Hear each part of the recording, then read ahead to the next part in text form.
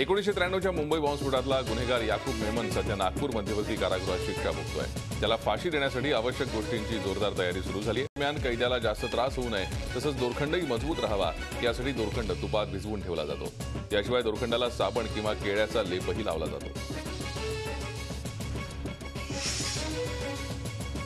मुंबईतल्या 1993 साखळी बॉम्बस्फोटाचा आरोपी याकूब मेमनला फाशी देण्याच्या तयारीला वेग आला असतानाच राज्याच्या तुरुंग विभागाच्या अतिरिक्त पोलीस महासंचालक मीरा बोरवणकर नागपुरात पोहोचल्या। नागपूरच्या मध्यवर्ती कारागृहात येत्या 30 तारखेला जरी याकूबला फाशी दिली जाणार असली तरीही मीरा बोरवणकर यांनी याबद्दल बोलण्यास नकार दिला। सलमान खानने याकूब मेमनच्या फाशीवरून ट्विटरवरून टिप्पणी केली आहे। याकूब मेमनच्या फाशीला विरोध त्याने दर्शवलाय। टायगर मेमन खरा आरोपी आहे। टायगर मेमन जर पाकिस्तानात असेल तर पाकिस्तानच्या पंतप्रधानांनी त्याबाबत माहिती द्यावी असं सलमानने ट्विट करताना म्हटलंय। संपूर्ण देशाला तेलगी प्रकरणाबाबत उत्सुकता आहे। त्या प्रकरणाचं खरं सत्य आपण मंगळवारी मुंबईत पत्रकार परिषदेत मांडणार असल्याची माहिती भाजप आमदार अनिल गोटे यांनी दिली आहे। या सत्यामुळे संपूर्ण देशात हडकंप माजेल एवढ्या कागदपत्रांचे पुरावे आपल्याकडे असल्याचा दावा अनिल गोटे यांनी केला आहे। तेलगी प्रकरणात महाराष्ट्राचे तत्कालीन मुख्यमंत्री उपमुख्यमंत्र्यांची नावं असून तपास यंत्रणांनी जाणीवपूर्वक या प्रकरणाच्या तपासाकडे दुर्लक्ष केल्याचा गंभीर आरोपही गोटे यांनी केला आहे।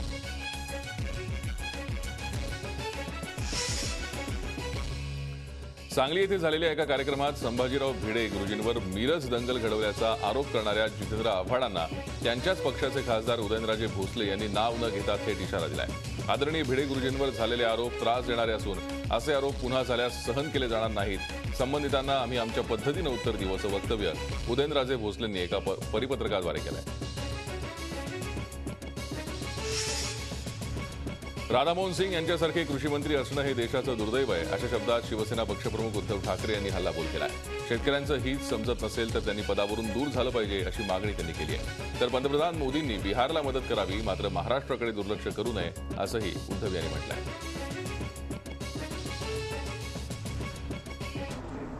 मोठमोठ्या मदती ह्या जाहीर केल्या जात आहेत। बिहारला मोठं पॅकेज दिलं द्या, बिहारला द्या, आंध्राला द्या, केरळला द्या, कर्नाटकाला द्या, गुजरातला द्या। महाराष्ट्रामध्ये निवडणुका असत्या तर कदाचित हे पॅकेज महाराष्ट्राला मिळत असतं, पण हे पॅकेज मला असं वाटतं संकटासाठी असावं, निवडणुकीसाठी नसावं। अमित शहा 16वर सत्ता आणण्याचं स्वप्न पाहत असतील तर महाराष्ट्रात शिवशाही आणण्याचं स्वप्न का नसावं असा खडा सवाल शिवसेना पक्षप्रमुख उद्धव ठाकरे यांनी उपस्थित केलाय। भाजपच्या नेत्यांनी स्वबळाची भाषा करणं गैर नाही असं उद्धव ठाकरे यांनी या मुलाखतीत म्हटलंय। मात्र अशी भाषा त्यांनी काश्मीरमध्येही करावी असा टोला त्यांनी भाजपचे राष्ट्रीय अध्यक्ष अमित शहा यांना लगावलाय।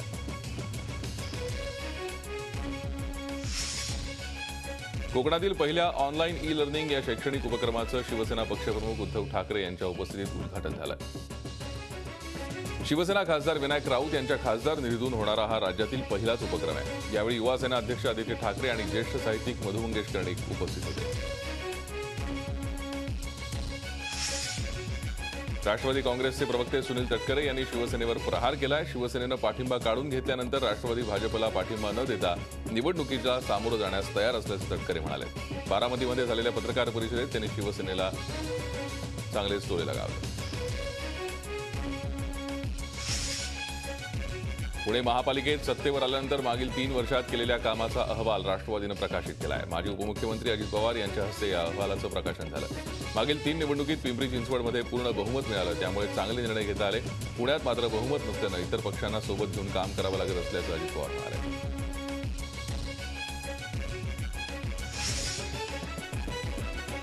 लोकसभा, विधानसभा किंवा ग्रामपंचायत निवडणूक म्हटली म्हणजे साम दाम दंडभेद या नीतीचा अवलंब केला जातो। त्यामुळे गावागावात तंटे वखडे होतात। मात्र 50 वर्षांपूर्वीच्या या सगळ्या गोष्टी गावाच्या वेशीवर सोडून देत जळगाव जिल्ह्यातील मोहाडी गावानं राज्यात आपला एक वेगळा ठसा उमटवलाय। ग्रामपंचायतीची निवडणूक बिनविरोध करण्याची मोहाडी गावानं अर्धशतकी परंपरा गाठली आहे। औरंगाबादमध्ये लोकार्पण सोहळ्याआधीच काँग्रेस राष्ट्रवादीच्या कार्यकर्त्यांनी उड्डाण पूल खुला केला। सार्वजनिक बांधकाम मंत्र्यांच्या उपस्थितीत लोकार्पण सोहळा होणार होता। सत्ताधाऱ्यांना कमिशन मिळालं नसल्यानं लोकार्पण सोहळा रखडल्याचा काँग्रेस आमदार सुभाष झांबड यांनी आरोप केला। 3 वेळा मुहूर्त ठरवूनही लोकार्पण न झाल्यानं काँग्रेस राष्ट्रवादी कार्यकर्त्यांनी उड्डाण पूल खुला केला।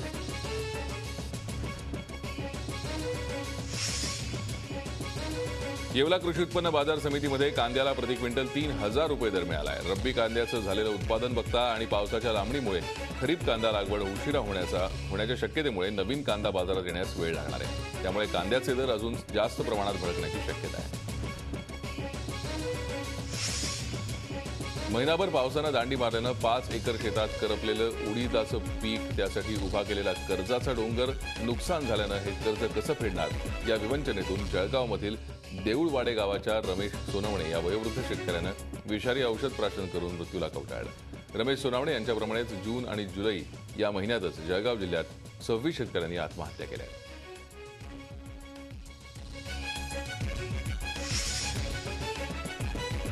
एफटीआयच्या विद्यार्थ्यांनी आपला बंद मागे घ्यावा यासाठी पुण्यातील अखिल भारतीय विद्यार्थी परिषदेच्या विद्यार्थ्यांनी एफटीआय समोर आंदोलन केलं. यावेळी एबीव्हीपीच्या कार्यकर्त्यांनी जोरदार घोषणाबाजी करत विद्यार्थ्यांच्या संपाला विरोध केला.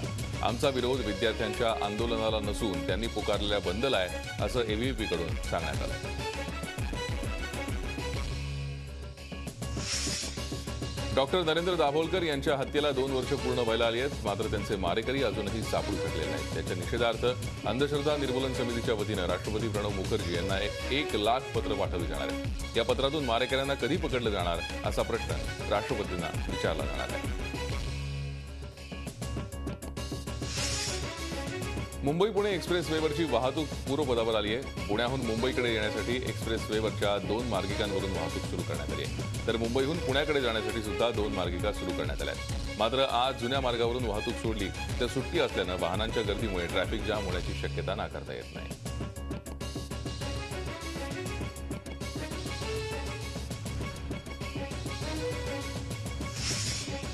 जीवघेण्या आणि अत्यंत त्रासदायक अशा मुंबई आणि परिसरातील लोकलमधून प्रवास करणाऱ्या प्रवाशांसाठी एक आनंदाची बातमी. येत्या ऑक्टोबरमध्ये वातानुकूलित म्हणजेच एसी लोकल मुंबईत दाखल होत असून चेन्नईच्या रेल्वे कारखान्यात लोकल बनवण्याचं काम युद्धपातळीवर सुरू आहे. त्या ट्रेनचे एक्सक्लुझिव्ह फोटो खास झी24 तासच्या प्रेक्षकांसाठी.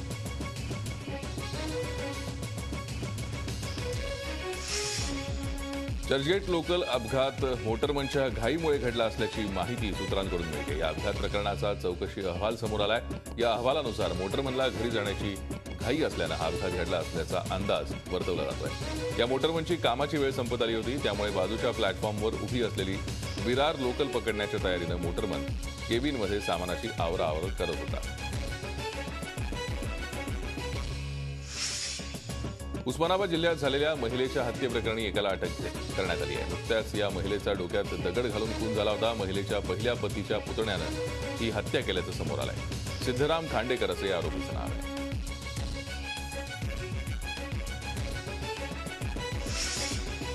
चंद्रपूर जिल्ह्यात राजुरा शहरामध्ये छेडछाड आणि धमक्यांना कंटाळून एका अल्पवयीन मुलीनं आत्महत्येचा प्रयत्न केल्याची घटना घडली आहे. या मुलीची तक्रारच पोलिसांनी दाखल करून घेतली नसल्याचा आरोप तिच्या आईनं केला.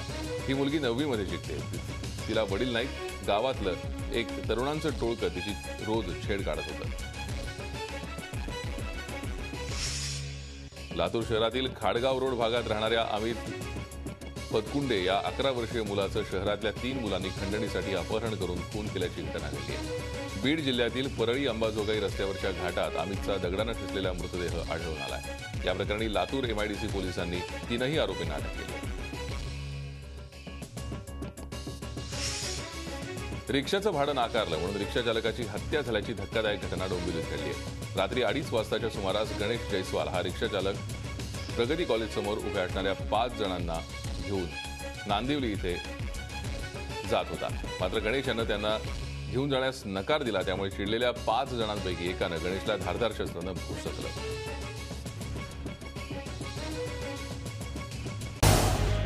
झी 24 तास रहा एक पाऊल पुढे.